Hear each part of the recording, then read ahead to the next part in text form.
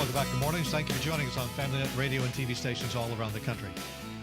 May not just be me, but if you notice parents of teenagers, they sometimes have a little tick like that because it's a dicey job at best. Yeah, nearly 24 minutes after the hour, we know that parenting is one of the most requested topics around here. So we have a teenage parenting expert. We want to welcome Joe Gandolfo to our program. He knows all about teenagers. He's a speaker, a motivational seminar leader, and a coach to people like parents of teenagers. He's written The Great Teenage Myth. Joe, welcome to Mornings. We're so glad you could be in the studio with us. Okay. Your title of your book begs the question, what is the great teenage myth? All right. Well, thank you, Larry and Lorri, for having me here this morning. What is the great teenage myth?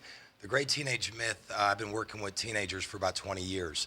And you don't have a nervous tick. That's amazing. No, but I've got after 20 years, I've got for my first teenager at home now. He just turned 13. Oh, so you can put this into practice, huh? Yeah. Your day is coming. Exactly. That's what they tell me. That's what they tell me. And I'm a storyteller, so through sharing story to try to teach with young people, the great teenage myth emerged about 10 years ago. My clients challenged the idea, the thinking. They helped the story grow and evolve. And the great teenage myth is really a story about who's in control of one's life.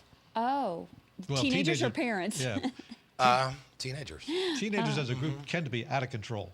I raised two, but one was wonderful and docile. The other was, a challenge.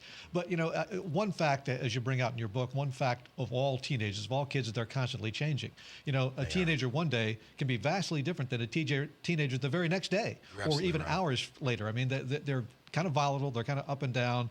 Mood swings are fairly normal, but it's hard to deal with when you're going through it on the other side. Absolutely, absolutely. I think the greatest challenge of parenting, Larry, is that our kids are constantly changing. Yeah. I give the example when we first bring our kids home, they're in a basket, we can set them down, we can go do our thing, and then one day we come back 6 months later and they're gone, and the game changes and we have to adjust the house.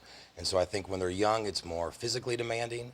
When they're older, it's more mentally demanding, and it's always emotionally charged. Well, what advice do you have for parents of teenagers?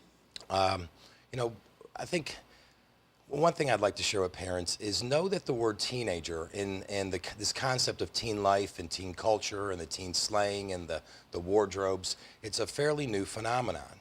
We've only been calling kids teenagers since the 1950s.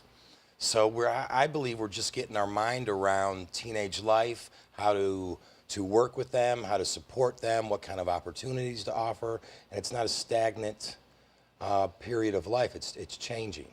But think about it. If I were to guess, I'd say it's probably the most challenging time in anybody's life. I mean, emotionally, you're going through all kinds of changes. Physiologically, hormonal changes. Growth. The dropping of the voice.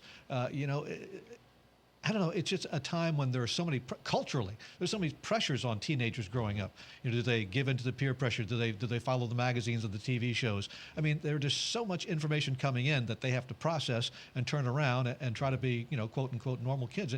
It's got to be the toughest time for any young person.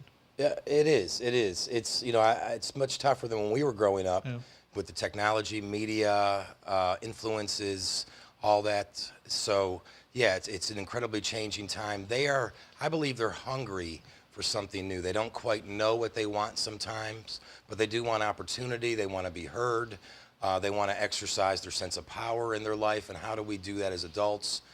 Support them as parents, one. How do we do that as educators? How do we do that as a community, society? Well, what are the biggest mistakes that parents and teachers make with teenagers? They can't shoot them, so. No, that would be good. I think what we can do is try to let go of our kind of stigma, our kind of perception that we all think teenagers are. They're much more than that, than just the typical teenagers, as everybody kind of thinks when we say the word teenager. So maybe there's some stereotypes about teenagers that people should drop. Absolutely. In our next hour, we're going to talk to a teenager who has written his third book. Oh, wonderful. Yeah, and is doing amazing things around the world. So I think teens like him are really busting those stereotypes. Are good models. And we're seeing more and more of that. Young people start companies, doing outreach work. So we're seeing more and more what teens can do and can offer. Well, that leads us to one of your themes of your book. And by the way, it's 28 minutes after the hour on mornings now. You say teenagers, young adults, and you counsel kids to young adults should have dreams, should have things, goals in their life and things that they strive toward. I mean, beyond just, well, what am I going to do tomorrow? Am I going to have this neat pair of pants tomorrow? There's